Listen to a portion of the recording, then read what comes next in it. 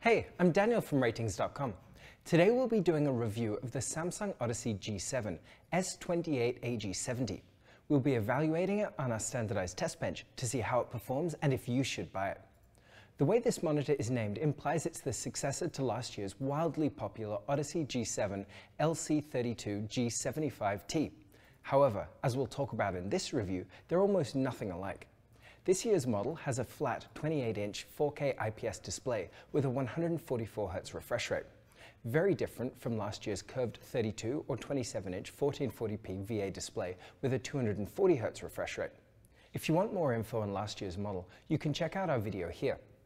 In this video, we'll focus on the S28AG70 and some of its closest competitors. This year's G7 shares a similar design with the rest of the monitors in Samsung's Odyssey lineup.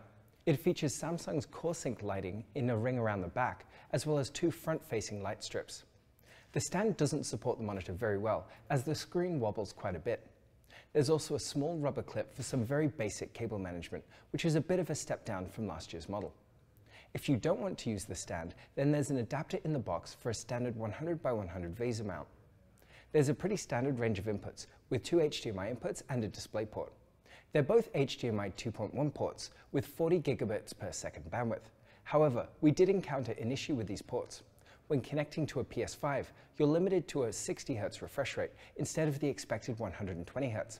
This is hopefully something that Samsung will be able to fix with a future firmware update, but as of the firmware 1004.0, it doesn't appear to be working as intended. There's no issue on the Xbox Series X or S though, which is good. Now let's take a look at the tests. We'll start with the contrast.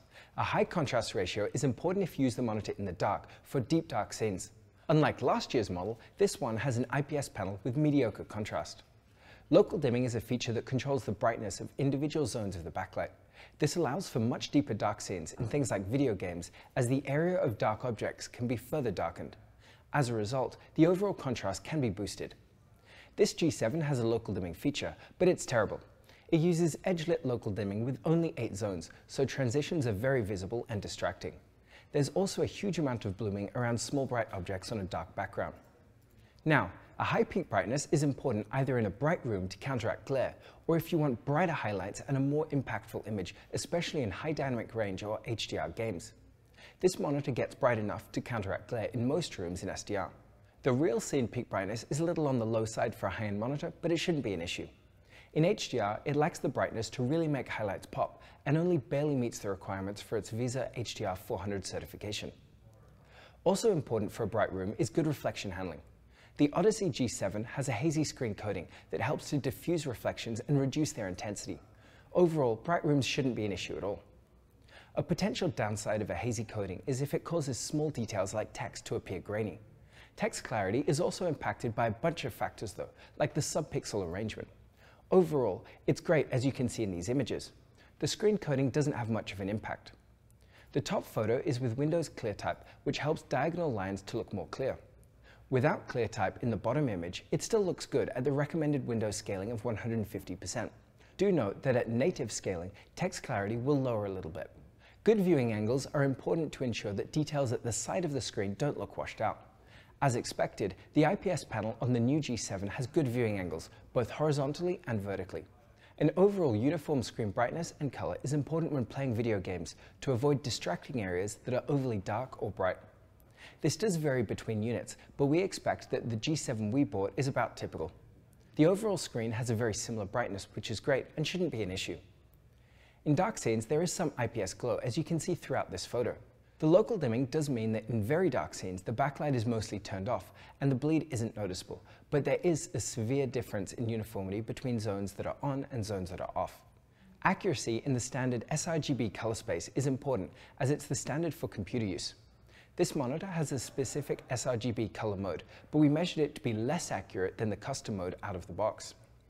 The custom mode is a little oversaturated for the primary colors, but grayscale and most other colors shouldn't have any noticeable issues. If you want to take full advantage of this monitor and display vivid colors in things like high dynamic range or HDR games, then the new G7 is a decent choice. This monitor has a great SDR color gamut as well as a good HDR gamut. It covers a large portion of the DCI P3 color space, but struggles a bit with Rec 2020. A high refresh rate is important for gaming. It allows the image to be drawn on the screen faster, which makes it more responsive, and if the monitor supports variable refresh rates, then you can get a smooth experience without tearing regardless of the changing frame rate. This year's G7 has a 144Hz refresh rate, which is quite high for the resolution. This is a step down from last year's 240Hz refresh rate, but with a higher 4K resolution. This monitor also supports FreeSync and G-Sync with AMD and NVIDIA graphics cards, which is great since it's hard to maintain high frame rates at 4K without a top-of-the-line gaming system. Another thing to note is that G-Sync only works over a DisplayPort connection, so if you have an NVIDIA graphics card, make sure you connect using a DisplayPort cable. When playing video games, a fast response time is important for the clearest image without distracting blur. The Odyssey G7 does have a good result overall, but there is overshoot that you can see as a light smear to the left of our moving logo. You can't adjust the overdrive settings when adaptive sync is enabled, but the measurement and performance is equivalent to the standard setting, which is also the setting we recommend overall. If the frame rate drops when you're gaming, then luckily the response time is still good. Stick to the standard overdrive setting for the best result regardless of the frame rate. There's still some overshoot that might be a little bit of an issue to some. If you really want the clearest image when playing fast-paced games, then black frame insertion or backlight strobing features are useful to reduce the blur caused by a persistence of the image during a full frame. The 2021 Odyssey G7 can flicker the backlight between 120 and 144 Hz, depending on your input signal, which is great for the clearest image. You can still enable it at lower frame rates, but the flicker frequency doesn't go any lower, so you might see duplication of moving objects. You also can't use black frame insertion when adaptive sync is enabled, so you do need to make the trade-off between extra clarity and responsiveness when changing frame rates. The BFI feature on this model isn't the most effective at making the image more clear, as you can see in this moving logo image. Now, a low input lag is really important for a responsive feel when playing video games, and unsurprisingly, this monitor is excellent. There's a setting on the monitor to adjust its refresh rate between 60, 120 or 144 Hz, so just make sure that this is the same as your PC and you won't have any issues, since when there's a mismatch here, the input lag is significantly higher. So this brings us to the main question: should you buy this monitor? Well, it's definitely no slouch in terms of performance. It has good response times, a high resolution, and pretty good SDR brightness. That being said, this is a very different monitor than last year's model, so if you're looking for a high-end, crazy fast, high-contrast monitor, then this isn't it. Last year's G7 is still a better pick, with much higher contrast, equivalent response times, and higher brightness in both SDR and HDR. The only downsides are the lower resolution and worse viewing angles. If you're looking for a competing 4K display with similar specs to this year's G7, then consider the Gigabyte M28U. They have virtually identical performance across the board, but the Gigabyte has more features with a built-in KVM switch, a virtual OSD, and you can use the BFI and VRR simultaneously. It's also typically less expensive than the Samsung, but either monitor should still be a good choice.